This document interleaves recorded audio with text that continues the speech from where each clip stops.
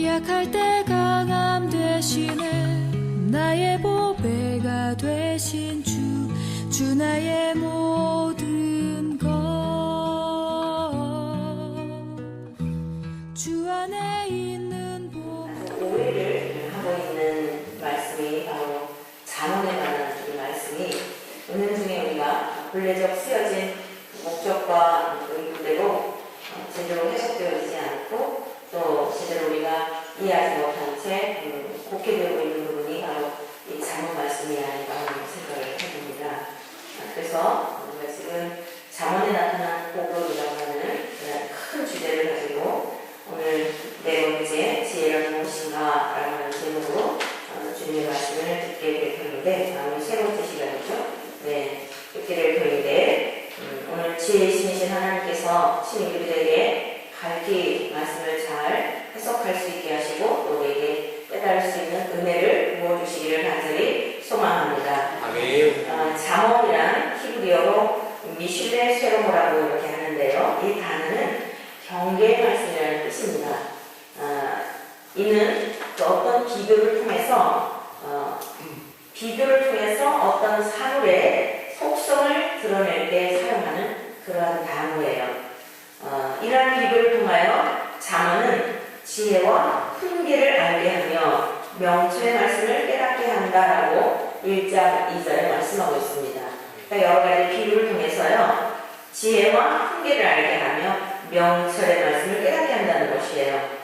또 이 지혜라고 하는 것은 원어적 의미, 히브리어로 호크마라고 하는데 이것은 이 세상 모든 사물의 본질에 대해서 파악할 수 있는 지적인 능력을 가르쳐준다라는 이런 뜻을 갖고 있습니다. 자, 그럼 우리 한번 생각해 보실까요? 이 지혜가 있게 되면 이 세상 모든 사물의 본질에 대해서 파악할 수 있는 지적인 그런 능력을 가르쳐준다는 건데 이게 인간 의식이 가능한 일일까요? 모든 사물을 통해서 우리가 다 이해할 수 있고 해석할 수 있고 깨달을 수 있겠습니까? 네, 이것은 사실 우리 인간에게는 불가능한 것입니다. 이 지혜라고 하는 것은요, 하나님께 속한 것이에요. 지혜라고 하는 것은 인간의 지혜로는 전혀 그 신묘막측한 모든 것들을 이해할 수도 없고 깨달을 수도 없고 우리는 상상할 수도 없는 것입니다. 그 지혜의 그 본래적인 것은요, 하나님께 속한 성부, 성자, 성령, 삼위 하나님께 속한 것입니다. 오늘 이 시간에는 주로 이렇게 하나님께 속한 본래적 그 지혜에 대한 것을 말씀을 중심해서 듣도록 하고요. 그럼 여러분이 이런 의구심을 가질 거예요. 우리가 살아가면서 아유, 쟤 참 지혜가 있네. 또 어떤 경우에는 아주 투자의 기재가 되어가지고 미래를 내다보면서 워런 버핏 같은 사람을 보면은 아주 남들보다 탁월한 총각을 내다보면서 지혜 있게 무엇인가 자기 산업을 점점 더 이렇게 번성시켜놓은 경우도 있잖아요. 그래서 여러분들이 지혜는 하나님께 속한 것이다. 성부, 성자, 성령, 하나님의 속성이다 라고 말씀한다면 여러분은 이제 그에 대하여 세상에 살아가면서 지혜 있는 사람 많은데 라고 하는 분명히 이런 반론을 제기하고 싶을 것이고 그건 당연한 거예요. 그래서 다음 시간에는 세상에 속한 지혜에 대한 것을 중심해서 말씀을 듣도록 하고 오늘은 하나님께 속한 지혜란 성부, 성자, 성령, 삼위 하나님께 속한 것이다 라고 하는 것을 말씀 듣도록 하면서요. 그 다음에 이제 우리가 두 번째로 살펴볼 것은 그럼 하나님께 속한 이 지혜는 우리 인간들을 향하여 하나님의 백성들을 통하여 어떤 일을 하는가 이라는 것을 중심으로 오늘 말씀 듣도록 하겠습니다. 자, 그러면 첫 번째로 살펴볼 지혜는 삼위 하나님께 속한 것인데요. 본문 22절에서 31절에 있는 말씀, 아니 뒷부분 다 마찬가지예요. 그런데 이 시간 제가 22절에 있는 말씀을 우선 좀 읽어가면서 같이 설명하도록 하겠습니다. 여호와께서 그 조화의 시작, 곧 태초에 일하시기 전에 나를 가지셨으며 이렇게 말씀하고 있어요. 잠언의 많은 말씀들이 이 지혜라고 하는 것을 의인화해서 그렇게 표현하고 있는 걸 보게 됩니다. 오늘 여러분 마찬가지죠? 여호와께서 그 조화의 시작, 곧 태초에 일하시기 전에 나를 가지셨다라고 이렇게 말하고 있죠. 이 지혜가 지금 주어인데요. 지혜를 가졌다는 거예요. 만세전부터 태초부터 땅 생기기 전부터 내가 세월을 받았나니 그러고 있죠.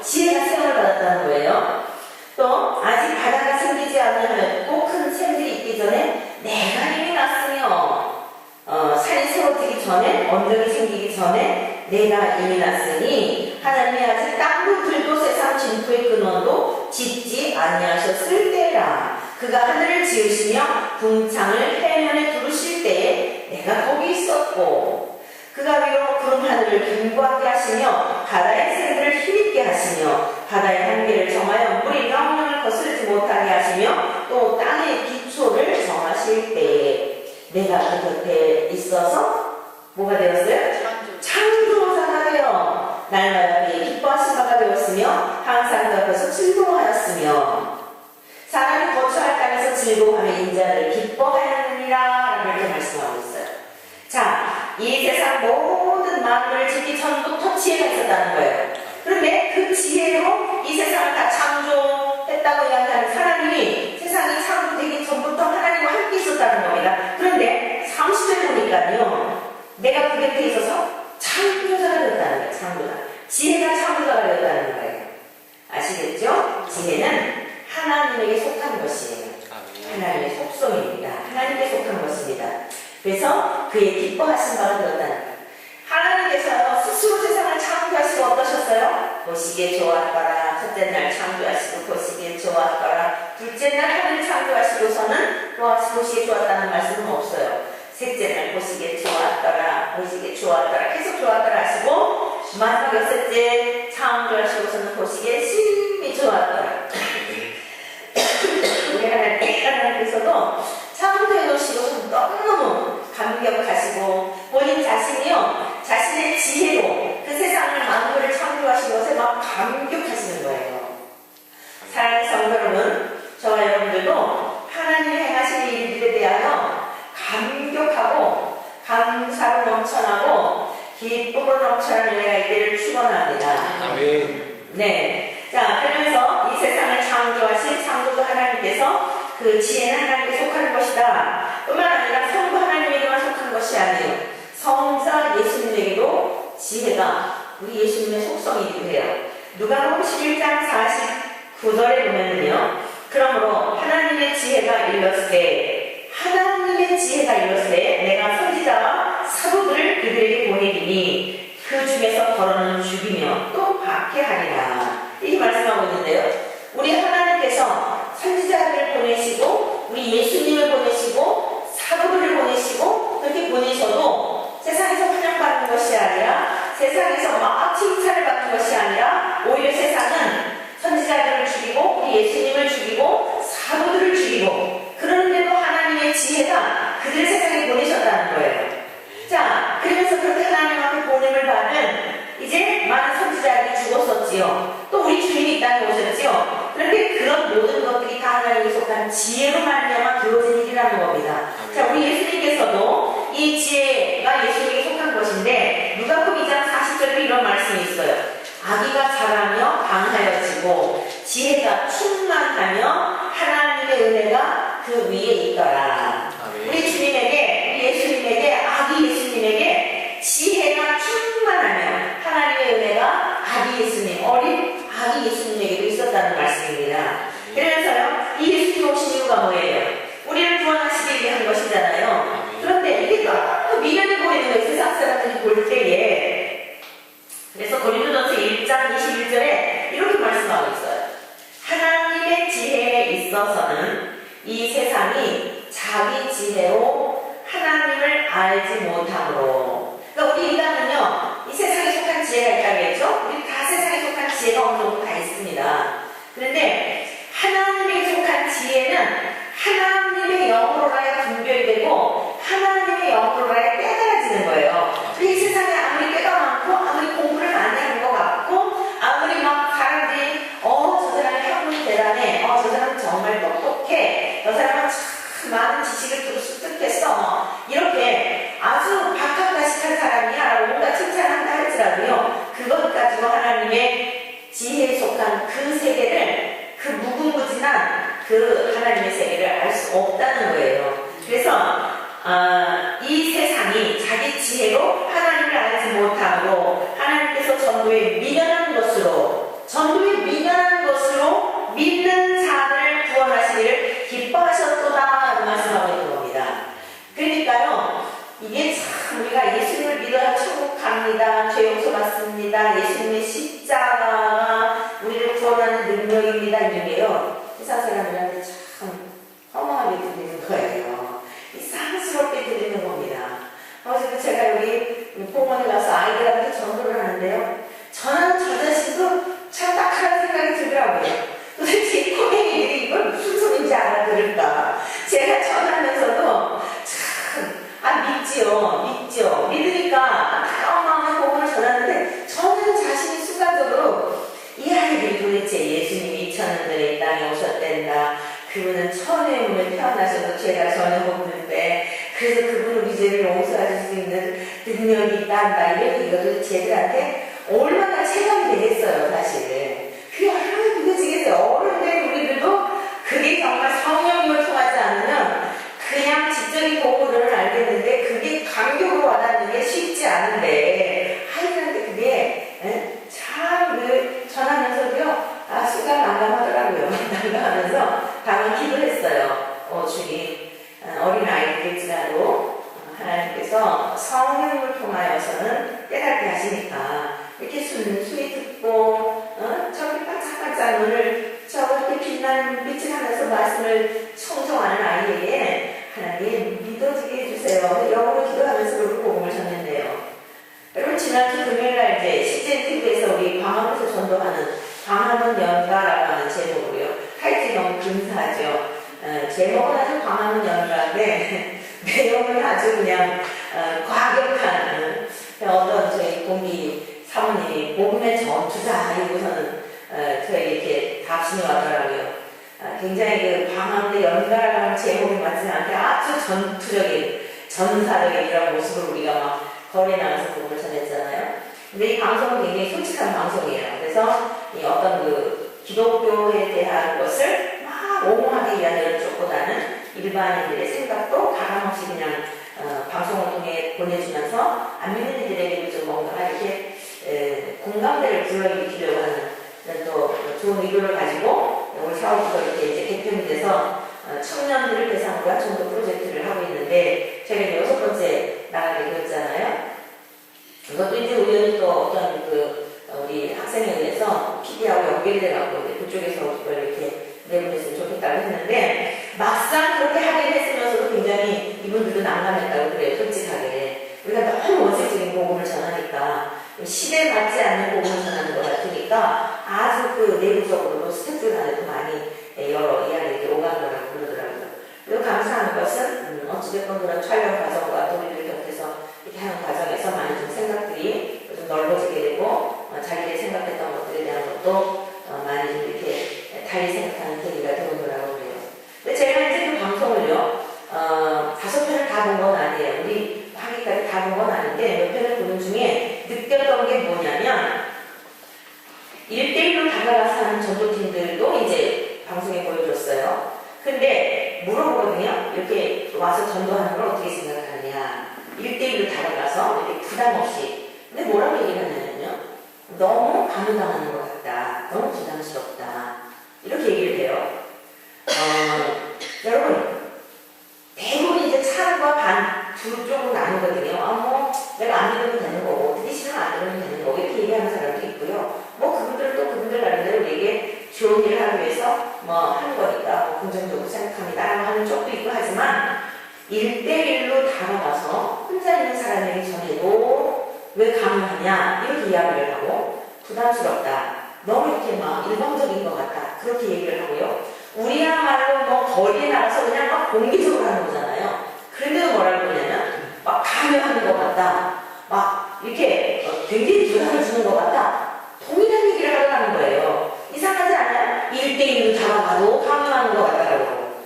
그냥 많은 사람들 가운데 있는 데서 말씀을 전하는데도 강요하는 것 같다고 그러고. 안 가면 되잖아요. 그죠? 그냥 지나가면 되는데 우리가 자기들한테 붙들고 이랬나요? 그냥 갈 사람은 가고 들을 사람은 들으십시오. 이게 지금 우리가 거리에서 복음을 전하는 그 최대의 강점이에요.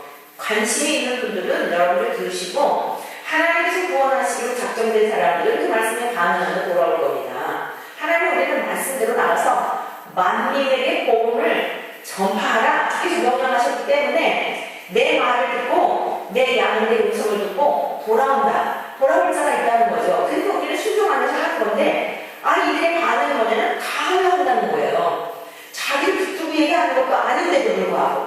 개인적으로 자랑으로 강요한다고 그러고, 많은 사람들 속에서 자기를 향한 것도 아닌데도 강요한다고 그러고, 공예하고 그러고, 세상에 공예가 얼마나 많습니까? 막 촛불 시위하고 그런데 그 사람들한테 막 소음이라고 그래요? 그러지 않잖아요. 오로지 주의 복음을 전하는 일에만 있어서 그러는 거예요. 과거에 우리가 전철에서도 했잖아요. 전철에서 했는데 전철에서 하는 것도 강요한다고 그러는 거예요. 도망갈 수도 없고, 도망갈 수 있는 거리에 나와서도 강요한다, 이렇게 얘기한단 말입니다.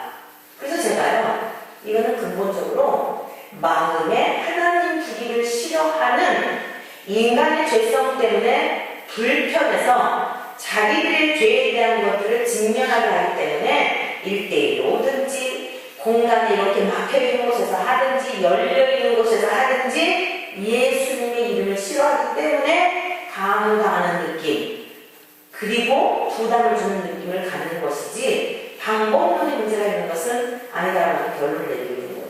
물론 우리가 가만히 연구하고 정말 어떻게 하면 이들에게 다가갈 수 있을까? 정말 끊임없이 우리가 연구할 부분이에요. 그러나 다양한 경험들을 통해서 30년이 넘게 다양한 경험을 통해서 1대1로 하든지 누구를 차별하든지 또는 지인들에게 전도를 하든지 가족들에게 전도를 하든지 동일하게 싫어한다는 거죠. 부담스러워하다는 거예요. 주께서 말씀하신 것처럼 우리를 거부하는 게 아니고 전도사의 너희들을 거부하는 것이 아니라 너희들이 전하는 나를 거부하는 거다, 나를 싫어하는 거다라고 주님께서 말씀하신 게 어쩜 우리도 맞는지요. 왜 그럴까요? 세상 사람들에게는 허망하게 들려서 그런 거예요.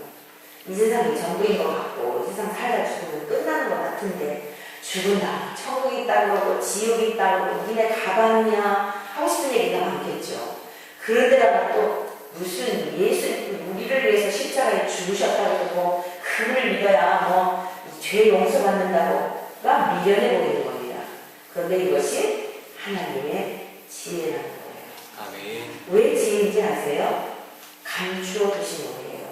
하나님의 백성들을 순종하고 마음을 겸비하여 이 미련해 보이는 방법을 믿고 돌아오는 자를 그들을 구원하시기 위해 하나님께서 숨겨두신 하나님의 지혜라는 것입니다. 아멘. 그래서 하나님의 지혜로 말미암아 세상에서는 미련해 보이고 어리석어 보이고 이러한 사람들을 통하여 구원할 자들을 구원해내시는 놀라운 하나님의 복음을 능력이라고 성경은 말씀하고 있습니다.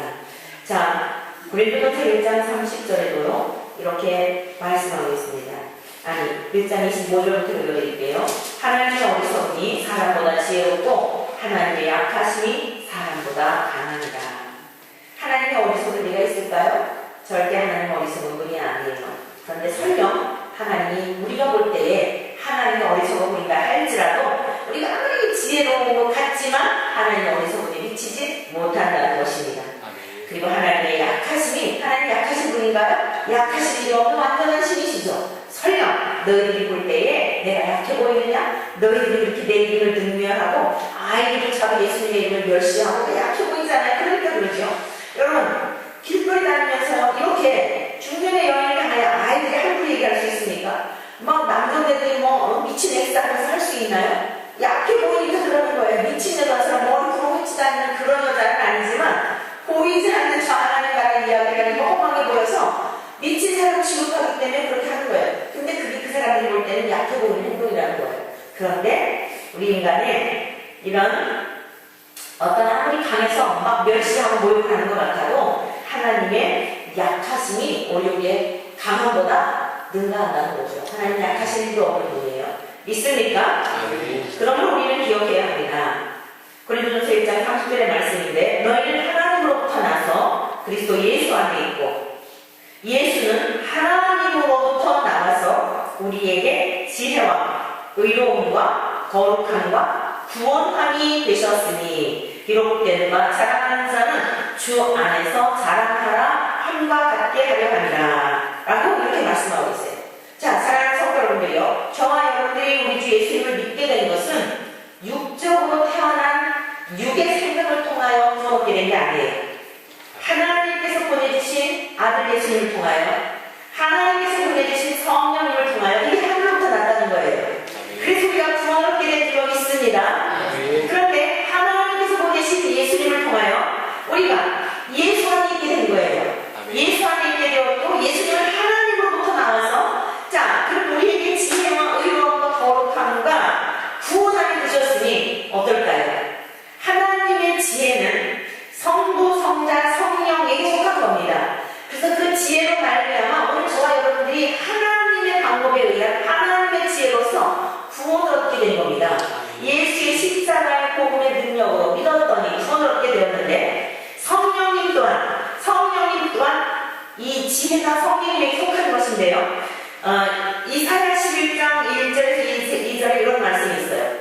이새 줄기에서 한 싹이 나서 그 뿌리, 한 싹이 나면 그 뿌리에서 한 가지가 나서 결실할 것이요. 그러니까 이새의 알을 했던 다윗을 통해 다윗의 손 가운데 예수님이 나신다 이 뜻이에요. 예수님 700년 전에 활동했던 다윗 선지자를 통해 예언했어요. 예수님이 이 땅에 태어나실 것을. 그러면서 그의 위에 우리 주 예수님과 함께 여호와의 영, 곧 지혜의 영, 총명의 영, 모략과 재능의 영, 지식과 여호와를 경외하는 영이 임하시리니. 그러니까 우리 예수님이 이 땅에 오셨을 때 혼자가 아니라 성령 하나님이 지혜의 신이며 총명의 신이며 재능과 모략과 지식과 여호와를 경외하는 신이신 성령님이 우리 주 예수님 안에 임하시게 되었다고요. 그 예수님은 하나님께로부터 왔고 저와 여러분들은 하나님으로부터 말미암아 보내신 예수님을 통해 또 성령님이 우리 안에 오셔서 이렇게 하나님의 자녀가 되는 권세를 얻게 되었다는 거예요. 믿습니까? 이것이 바로 하나님의 속한 삼위 하나님에게 속한 지혜로서 세상을 창조하셨고 우리 인간을 창조하셨고 관계가 떨어졌던 멀어졌던 관계가 분리되었던 우리를 찾아오신 하나님의 기가 막힌 지혜로운 방법이었다는 겁니다. 그런다면 이 지혜가요, 하나님께 속한 지혜가 이제 어때요? 여러분 안에 하나님에게 속한 지혜가 임했습니까? 하나님이 여러분 안에 거하십니까? 그렇다면 하나님의 속성이 하나님의 속성 가운데 이 지혜의 신이신 그 성령 하나님이 곧 지혜이신 성령님이 우리 안에 계시다 한다면 오늘 지혜를 받게 된 총명한 하나님의 백성들 속에서 지혜를 어떤 역할을 하는 거예요? 지혜가 하는 일이 뭐냐예요. 이들 속에서 하나님의 백성을 통해서 자, 첫 번째는요, 하나님의 것을 알게 하는 거예요. 지혜, 하나님에게 속한 것이기 때문에 하나님에게 속한 지혜가 우리 안에 있으면 예수의 생명이 하나님 우리 안에 있으면 하나님의 것을 알게 한다는 겁니다. 자, 우리 1장 2절로 여기 잘 표기를 해보시고요. 8장 잘 표기를 해보시고 1장 2절에서부터 우리가 6절까지 좀 읽어보고 하겠는데 지혜가 어떤 얘기를 하게 되는가? 이는 지혜와 훈계를 알게 하며 명철의 말씀을 깨닫게 하며 라고 말씀하고 있죠. 하나님의 것을 알게 한다는 거예요. 지혜는 하나님께 속한 것이기 때문에 하나님께서 알게 하셔야만 알 수 있는 겁니다. 그래서 세상 지혜로는 절대 하나님의 것을 알 수 없는 거예요. 또 에베소 1장 7절에도 17절에 이런 말씀이 있습니다. 바울 사도가 에베소 교회를 향한 기도인데요. 우리 주 예수 그리스도의 하나님 영광의 아버지께서 지혜와 계시의 영을 누구에게 주어요? 너희에게 주사 하나님을 알게 하시고 너희 마음 눈을 밝히사라고 말씀하고 있어요. 에베소 교회들을 향한 기도뿐만 아니라 믿음의 후대인 모든 성도들을 향한 주님이 기도하고 계시는 내용인데요. 그 기도 뭐예요? 우리 주 예수 그리스도 하나님 영광의 아버지께서 지혜와 계시의 영을 우리에게 주셔야 지혜와 계시의 영을 갖게 되면 하나님을 알게 하신다는 거예요. 그래서 지혜와 계시의 영을 갖지 못하는 하나님에 대한 것들은 절대 해석되어지지도 않고 깨달아지지도 않고 누려지지도 않는 겁니다. 그래서 우리가 성령을 받아야 하는 이유가 뭐예요? 지혜의 신이신 성령이 이제는 내주하시게 될 때에 성령의 감동으로 기록한 성경이 해석되게 되고 그리고 깨달아지게 되고 믿어지게 되고 원리가 바로 그런 거예요. 하나님께 속한 것이기 때문에 지혜라고 하는 것은 그리고 성경은 하나님의 지혜로 기록한 하나님의 감동으로 기록된 것이기 때문에 주인이신 그분이 깨닫게 해주시지 않으면 못 깨닫는다 이거예요. 그래서 우리를 향하여 믿음의 백성들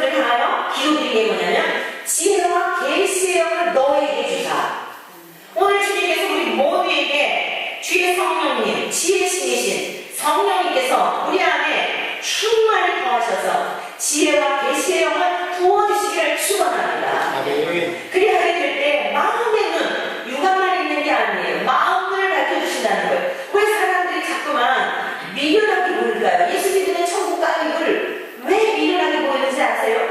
육의 눈으로만 보고 육의 소리로만 들으니까 마음의 눈으로 보아야만 저 죽음 너머의 영원한 세계, 가보진 않았어도 간 공고처럼 믿을 수 있는 그 세계가 도무지 보여지지 않기 때문에 그런 겁니다.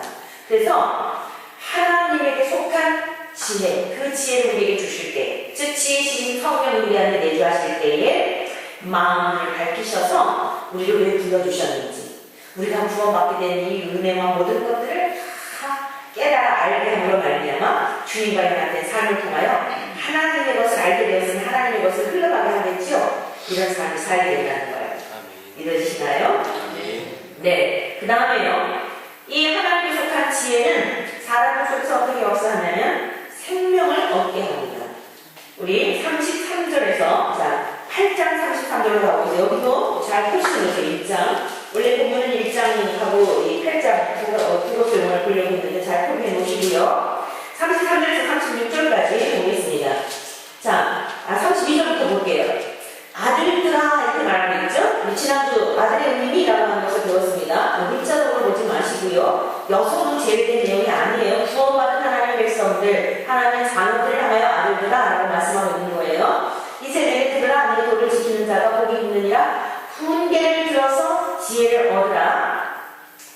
그것을 버리지 말라. 누구든지 내게 들으며 날마다 내 문 곁에서 내 문 곁에서 어떻게 해요? 기다리며 문석주 옆에서 기다리는 자는 복이 있나니 대저 나를 얻는 자는, 여기서 나가 누구를 말하는 거예요? 지혜를 말하고 있어요. 지혜를. 그런데 지혜는 곧 누구라고요? 하나님을 말하는 거예요. 곧 누구를 말하는 거예요? 예수님을 말하는 거예요. 누구를 말하는 거예요? 성령님을 말하는 거예요. 있습니까? 왜 이 해석이 맞는가 하면, 여러분 우리가 생명 얻는 게 세상에 살아가는 어떤 이치나 처세술을 배워가지고 생명을 얻는 건가요? 그렇기 때문에 그게 맞지 않는 거예요. 문자적으로 세상에 살아가는 처세술. 우리가 자꾸 지혜, 잠언서 하면 지혜서 해가지고 세상에서 처세술을 얘기를 하는데 그 처세를 잘해가지고 생명을 얻는 말이에요. 그렇기 때문에 그게 아니에요. 지혜를 의미해서 비유적으로 표현하고 있는 게 뭐냐면 바로 하나님을 얻는 자, 예수님을 믿는 자, 그 사람에게 성령을 보내주셔서 그 사람도 생명을 얻는다는 거예요. 그러니까 성경을 풀어서 우리에게 답을 주는 거 아니겠어요? 지혜는 곧 하나님이다. 하나님을, 나를 얻는 자는, 예수님을 얻는 자는, 성령님이 임하신 자는 생명을 어떻게 얻고 여호와께 은총을 얻을 것이니라. 하나님 앞에 특별히 택함을 받은 백성들, 값없이 거저 공짜로 우리의 무슨 선행이나 모르게 아니라 특별한 은총을 입은 자들이 생명을 얻은 자들이라는 거예요. 다 죽어갈 수밖에 없는 상황 속에서 어떤 사람이 온전히 그를 던져주었다면, 그래서 다 살려놨다면 그 사람 은총을 입은 거죠. 완전히 죽었던 사람이 정말 능력 있는 자에 비해서 살아났다고 합니다. 여러분, 그 사람은 생명의 의인이라고 하지 않겠습니까? 오늘 우리는요, 하나님 앞에 사랑받을 자격이 절대 없어요. 우리가 꼭 짚고 넘어가야 할 게 뭐냐면, 자칫하면 내가 남들보다 조금 착해서, 내가 좀 남들보다 좀 성실해서, 내가 남들보다 좀 더 좋은 일을 많이 해서 이제 그 생각을 자꾸 지워버리셔야 돼요. 우리는 50고 100고예요. 우리는 티끌에서 지음받은 존재로서 스스로는 선한 열매를 맺을 수 있는 사람이 아니에요. 스스로는 절대 선한 열매를 못 맺어요. 그럼 여러분이 또 이렇게 얘기하고 싶을 거예요. 목사님, 내가 교회 다니기 전에도요, 나는 참 착하게만 살았거든요. 난 나한테 화를 낸 적도 없고요. 난 나름대로 굉장히 성실하게 살았거든요. 라고 말할 수 있어요. 근데 우리는 자꾸 표면적으로 나타난 걸 가지고 그렇게 얘기를 해요. 성경에서 말하고 있는 우리를 지으신 근원이신 하나님은 말씀하시기를 생각을 통해서도 일어나고 있는 모든 것을 실제적인 것과 같이 평가하신다는 거예요. 같이 직장에 입사를 했어요. 같이 입사를 했는데 나보다 막 승승장구 하는 거예요. 내가 볼 때는 훨씬 저 사람보다 내가 능력이 많아요. 근데 내가 능력에 걸맞게 평가를 받지 못해요. 부당한 대우를 받고 있다고 생각을 해요. 근데 겉으로는 참 그래도 좀 이렇게 마음이 여유로워가지고 또는 좀 더 화를 좀 잘 참을 수 있는 성품이어가지고 그럴 수 있어요. 그런데 속으로는 어때요? 굉장히 비교를 하면서 내 능력에 대한 것을 더 알아주지 못하는 상사든지 또는 막 승승장구 잘 나가는 친구를 보든지 할 때에 질투심도 나고 응당한 대우를 해주지 못하는 그 어떤 대상을 향하여 미움도 생기고 그뿐인가요? 부모님에 대해서는 어때요? 아 정말 우리 5월 5일날 어린이날 어린이들에 대해서는 어때요? 사랑하는 자녀들이 5월 5일날만큼 흘리지 말아야지 선물을 해주고 어버이날만큼 내가 어머니한테 속쓰기지 말아야지. 그런데 5월 8일날만 그러고 나머지 364일 우리들은 얼마나 겉으로는 잘해드리려고 하지만 내 생각과 다를 때 마음이 불편하던 거예요. 그러니까 자꾸 우리의 의로움에 대한 것들을 하나님을 향해서 판단하려고 하면 할수록이 내 양심이 내 안에 계신 성령님을 통해 자꾸 증언하게 돼 있어요. 우리는 내 열매를 맺을 수 있는 존재가 아닙니다. 그래서 에베소서 5장에도 말씀하고 있죠. 이전에 어둠이던 이제는 빛이라. 빛의 열매를 맺어라 이렇게 말씀하세요. 빛의 열매를 맺으라고 말씀하고 있어요. 너의 열매를 맺으라 말씀하지 않고요. 너희가 이전에는 어둠이더니 그 요한복음 1장에 보면 답이 나와요. 우리 모든 사람은 어둠 가운데 있었어요. 어둠이란 죄를 말하는 거거든요. 그런데 참 빛이신 예수님이 이 땅에 오셨다는 거예요. 어둠 가운데, 세상 가운데. 근데 어둠이 깨닫지 못했다는 거예요. 자기들이 죄악 가운데 있으니까 참빛이 비추셔도 예수님 오셔도 그분 의로운지를 깨닫지 못한 거예요. 하나님의 누구신지를 알지 못한 거예요.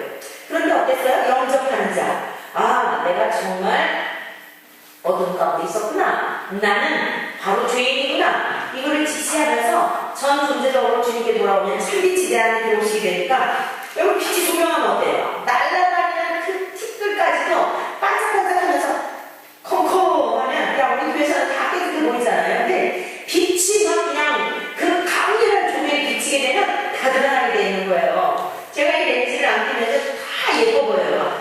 뽀얘가지고 얼굴이 막 피부도 너무 좋아 보이시더라고요. 다 예뻐 보이는데 렌즈를 끼거나 안경을 끼게 되면요 막 잡티가 보이고 똑같은 거예요. 우리가 내 눈이 밝지 않으면 모든 게 다 좋아 보이는데 눈이 밝으면요 얼굴이 그냥 막 검어서시면 조금만 아주 몸이 얼마나 넓은까지 다 보이잖아요. 눈이 밝은 사람일수록 참빛이신 주님 앞에 비춰지게 되면요 우리가 내고 이렇게 하나도 없는 거예요. 그래서 사람들아 제발 나를 덮어다오. 마지막 날 심판 때에 인간들이 자기들의 죄가 드러나가지고요 막 그렇게 외친다고 그랬어요. 작은 사람들아 내 얼굴 좀 가려달라고. 그 광명하신 하나님 앞에 자기들의 죄가 드러나니까 막 낯이 뜨뜻하고 부끄러워서 그렇게 소리쳐 외친다고 말씀하셨습니다. 또 오늘 우리가 감사한 게 뭐예요? 살아있을 동안에는 계속 우리가 씻김을 받고 갈 수 있어서 이게 살아있는 게 감사한 거예요. 다른 것 때문에 감사한 게 아니라 깨끗이 목욕하고 또 목욕하고 정갈하게 우리 신랑이신 예수님 맞이할 수 있는 준비할 수 있는 시간을 가진 것 이게 살아있음에 대한 감사의 의미예요. 있습니까? 아멘. 그래서 오늘 이 지혜는 우리들에게 생명길로 인도를 하면서요. 그 빛의 열매라고 하는 것은 예수님의 열매를 맺는 것. 그게 뭐냐면 착하고 의롭고 진실하고. 예수님이 지혜 있으신 주님 우리 안에 거하시게 되면 어둠했던 우리들이 내 자아가 죽어지면서 참으로 남으신 주님의 열매를 맺게 되는 이 원이라는 거예요. 그래서 생명 얻은 사람들은 반드시 생명을 낳게 되어 있어요. 오늘 여러분들이 또 나가서 예배 후에 주의 복음을 전하고 주중에도 주의 복음을 전하고 전하지 않으면 마음이 막 괴롭고 좋은 현상이에요.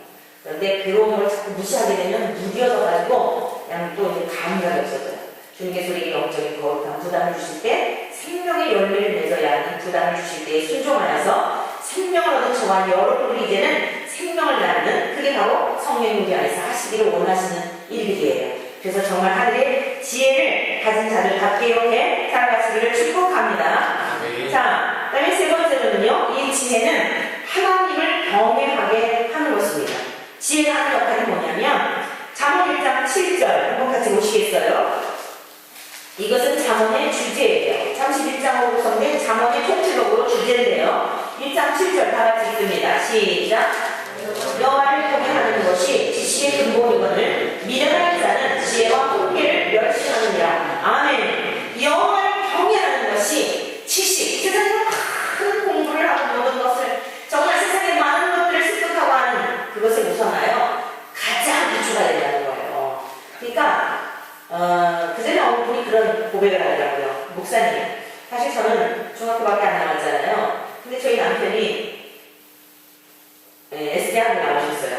최고 학교를 나오셔서 모두 다 부러워하는 학교 거기를 나오셔가지고 학교 선생님이셨어요. 고등학교 선생님이신데 이번에 이제 또 국문과를 나오신 분이에요. 이게 얼마나 나름대로 이 그냥 언어를 표현하거나 구사하거나 이런 일에 있어서 참 탁월하시겠어요. 근데 어느 날 이분이 그러더래요. 야, 나는 명색이 대학까지 나왔고 내 전공이 국문학을 전공인데 너는 중학교밖에 안 나왔는데 어떻게 이렇게 말도 잘하고 논리적이냐 그러더라는 거예요. 그러면서 목사님 어느 날 그분이 고백하기를 자기 남편이 그러더래요. 이건 정말 저의 지혜가 아니고 제가 무슨 세상에 공부를 많이 해서가 아니고 하나님의 영이 제 안에 들어왔으니까 남편하고 얘기하는데도 남편이 딸려가지고 대화가 안 되니까 막판에 가가지고 그렇게 얘기를 한다는 거죠.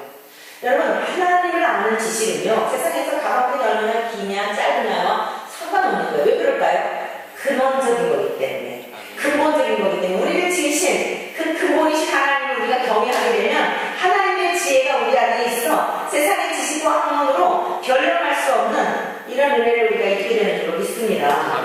네, 그래서 결국 궁극적인 것은 뭐냐면 지혜는 하나님께 속한 것으로서 하나님이 우리 안에 계셔서 여호와를 경외하는 신 그랬잖아요. 지혜이시며 총명이시며 재능과 모략과 지식과 여호와를 경외하는 신이라는 거예요. 우리 스스로는 하나님을 경외할 능력이 없으니까. 왜? 우리는 죄악 가운데 생각하는 것이나 계획하는 것이 어려서부터 악해갖고 선한 생각을 할 수도 없고 선한 일을 맺을 수도 없어요. 그러니까 우리 생각을 아예 성령이 우리 안에 오셔서 내 안에 들어오셔가지고 나의 선생님이 되어주셔가지고 가르쳐주시는 거예요. 근데 오늘 계속 여기 나오는 말씀들이 보면 훈계라고 하는 단어가 많이 나오고 있잖아요. 1장 2절에도 보면 지혜와 훈계를 알게 하며 이렇게 말씀하고 있어요. 여러분, 어린아이들도요 훈계하면 좋아해요? 싫어해요? 훈계하면 좋아해요? 싫어해요? 싫어요. 발음하면 좋아해요? 싫어해요? 싫어해요. 이상하게 애들이 일지라고요. 잘못하는 것에 대해서 잘못한다고 얘기하면 발끈하고요. 이거는 나이가 상관이 없어요. 인간의 그게 바로 죄성을 말하는 거예요.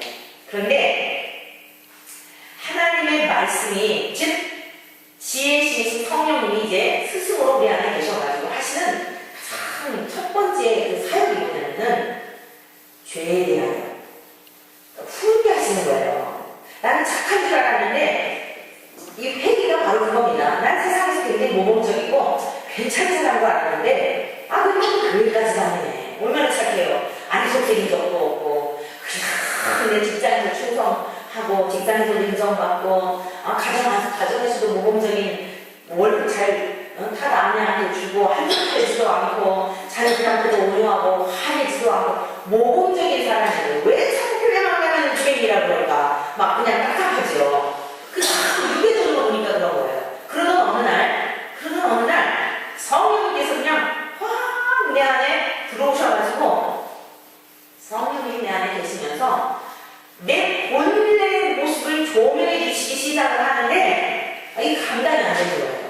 착한 줄 알았고 성실한 줄 알았고 모범적인 줄 알았고 많은 사람들 보다 칭찬까지 하네. 어렸을 때부터 맨날 칭찬만 들었으니까 당연히 그런 줄 알았는데 어느 날 갑자기 성령님이 내 안에서 죄에 대하여 그러한 너를 위해서 하나님의 아들을 보내셔가지고 우리의 죄악을 분명히 감당해 주신 그 하나님의 은혜에 대하여 그 나의 죄악 값을 지불해 주신 놀라운 하나님의 지혜로운 공에 대하여 이게 그냥 문자로 들었던 그래서 보았던 내용이 그냥 내 속에서 역사하게 되니까 막 이야 진짜 하나님의 은혜가 아니었으면 나는 구원받을 수 없는 존재였구나.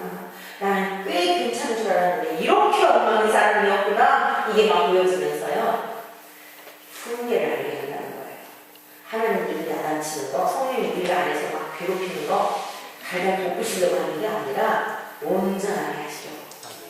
본래 만드셨던 상태로 하나님과 연합하여서 더 바랄 것이 없는 에덴에서의 그 기쁨의 동산에서 하나님과 우리와의 거리낌이 없는 관계로 회복해 주시기 위해서는 타락한 우리 인간의 그 본성이 가지고 있는 하나님의 훈계를 듣지 않으면 지위 가운데서 우리가 우리 모습을 보게 하시지 않으면 하나님의 것을 알 수 없기 때문에 훈계를 알게 한다는 것입니다. 그리고 3절에 보세요. 명철의 말씀을 깨닫게 하며, 여러분 명철이라고 하는 거 잠언 9장 10절에 보면요, 거룩하신 일을 아는 게 명철하다는 거죠. 명철한 게 뭐냐면 세상에서 공부자라는 게 아니라 거룩하신 하나님에 대한 것을 아는 거. 근데 그의 말씀이 깨달아진다는 거예요. 지혜롭게, 공의롭게, 정의롭게, 정직하게 행할 일에 대한 훈계를 받게 하며, 이걸 자꾸 세상에서 나라에서 정한 규범, 어떤 그 제도 이런 것들을 잘 지키면서 정의롭게 살아가게 하라고 하는 건가 보다 문자적으로. 우리는 이게 옳은 줄 알았는데 법이 바꾸면 그게 아닌 경우도 있잖아요. 세상의 법들도 완전한 게 아니에요. 그래서 여기 나오는 지혜롭게, 공의롭게, 정의롭게 또 행할 일에 대한 훈계를 받게 되는 게 뭐냐면 전부 하나님의 관점에서 완전하신 하나님의 그 법에 의한 그 길로 우리를 인도해 가는 것을 말하는 겁니다. 세상에서 잘 괜찮은 사람으로 우리를 그렇게 만들어가기 위한 그런 게 아니라, 그러니까 어떨까요? 하나님의 법에 의해서 본래적 형상을 회복하게 되니까 세상에서 정한 나라의 법을 무시하게 되는 게 아니라 지키려고 지키는 게 아니라 더 잘 지키는 거룩한 사람이 살게 되는 것이에요. 믿습니까? 하나님께서 우리들에게 정직을 가르치시는데 아니고 도둑질 하겠어요. 나라가 정한 그 법에서 사기치는 일을 했다 하더라도 빨리 내 안에 있는 선생님이 자꾸 우리를 콕콕 찌르시니까 훈계해 주시니까 너는 멸망계야. 너 그 탐심을 갖고 있구나. 너 지금 너 무슨 깨를 내고 있어? 너 네 배를 채우려고 하지만 사망길이야. 선생님이 내 안에 자꾸 콕콕콕 찔러주시면서 훈계하신다는 말씀입니다. 그러니까 우리를 정직한 길로, 그리고 하나님의 공의로운 길로, 양식이 바르게 되어지는 거예요. 그 양식이 바르게 되어지는 세상적인 관점에서의 그런 정도가 아니라 말씀입니다. 하나님의 양식, 하나님의 공의, 하나님의 정직, 그걸 말씀하고 있는 거예요.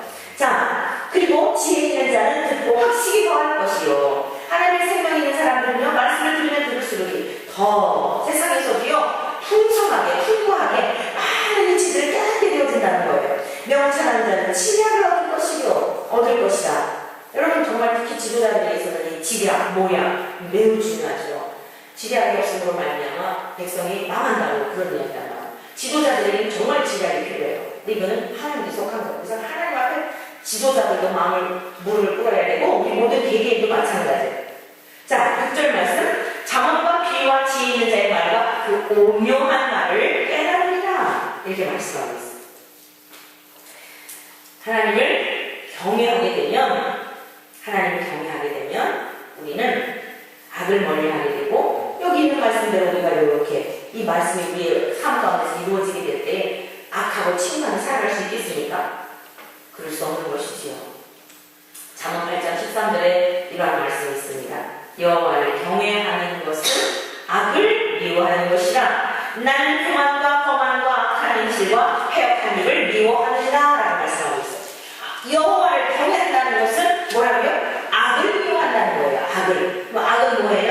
살인자, 도둑질하는 사기친 거? 물론 말할 수 없는 악이에요. 그런데 그런 증상들이에요. 인간들의 본연이 죄성이 있기 때문에 나타나는 증상인데, 이 성경에서 말씀하고 있는 악은 교만과 거만, 하나님 없이도 내가 살아보겠다라고 하는 이 교만, 거만은 그러면서부터 다 발현되어지는 것이 그게 바로 악이라고 말씀하고 있는 겁니다. 그리고 악한 인식과 패역한 이런 것들이 바로 하나님 미워하시는 것들이라는 거예요. 그런데 하나님을 경외하는 사람은 어때요? 이런 것들을 미워하게 되고, 오직 하나님 안에서 어떤 훈계 말씀을 하시든지 내 안에서 찔림을 주시든지 그 말씀을 따라서 우리가 살아가게 되는 거 어떠할까요? 본래의 형상을 점점 우리가 회복되어 가지 않겠습니까? 자, 결론적으로 말씀드립니다. 32절과 34절. 그렇다면 우리는 어떻게 이 지혜를 얻을 수 있겠는가? 지혜를 얻기 위해서 우리가 해야 할 일은 어떠한가? 우리는 32절에서 34절까지 말씀을 듣고 함께 기도하겠습니다. 아들이랑 이제 내가 그러자 어떻게 된다고요? 아들이랑 이제 내게 어떻게 어떻게 해요? 들으라. 지혜를 얻기 위해서는 하나님의 말씀을 들어야죠. 그런데 이제는 귀로 그냥 듣는 정도가 아니라 전인격적으로 정말 전 존재적으로 하나님이 무엇이라 말씀하시는지 듣는 저와 되시길 축복합니다. 네, 들어야 합니다. 내 도를 어떠한 사람? 지키는 자가 복이 있다는 거예요. 들은 바 말씀을 지키게 될 때에 여러분 지혜를 얻게 되고 지혜로운 삶을 살아가게 될 줄로 믿습니다. 설성을 뭐라 그랬어요? 그 길을 들어서 지혜를 얻으라. 핵심적인 단어 다 지금 중요한 단어들이에요. 근데 지혜를 얻는 지름길은 뭐냐면 훈계를 듣는 거예요. 내가 옳다고 자꾸 고집피지 말고 하나님의 말씀 앞에 옳습니다. 맞습니다. 그 말씀이 바로 저의 모습입니다. 정말 하나님의 은혜가 용서받을 수 없는 죄인됨을 주님께 고백할 수밖에 없습니다. 찔림을 받는 말씀일지라도 거북하고 불편한 말씀일지라도 훈계를 들어서 지혜를 얻으라. 그리고 그것을 버리지 말라 말씀하고 있습니다. 하나님의 말씀은 어떤 것이든 버릴 것이 없습니다. 정말 불편한 말씀일지라도 달게 양약과 같이 그 말씀을 저와 여러분들은 듣고 지키고 얻어서 간직해야 할 줄로 믿습니다. 34절 다 같이 읽습니다. 시작. 누구든지 내게 부르며 날마다 내 문 곁에서 기다리며 문설주 옆에서 기다리는 자는 복이 있나니 해서 나를 얻는 자는 생명을 얻고 여호와께 은총을 얻을 것입니다. 네, 우리의 구원의 문이 되시는 우리 주님, 늘 주님의 은혜를 사모하고 우리 주님을 묵상하고 지혜의 신이신 총명의 신이신 주의 성령님이 늘 내 안에 거처를 쌓고 나와 함께 하신다는 이 사실을 인정해드리면서 그 은혜를 사모하면서 살아가는 그런 백성들 뭐라고요? 복이 있다는 거예요. 이게 하나님께서 부어주시는 바라크, 복된 혼례적 모습의 삶인 것입니다. 사랑하는 성도 여러분, 지혜와 총명과 재능과 모략과 지식과 여호와를 경외하는 신이신 주의 성령님이 이제 우리 안에 내주하셔서 우리 주 예수 그리스도를 통하여 생명을 얻게 된 저와 여러분들을 온전히 사로잡아 주심으로 말미암아 정말 지혜롭게 의롭게 우리의 행할 길을 날마다 행할 수 있도록 인도해 주심으로 저 영원한 하나님의 나라에까지 이 악한 세상에서 침몰당하지 않으려고 끝까지 승리하며 살아가는 우리 모두 되시기를 주의 이름으로 간절히 축원합니다.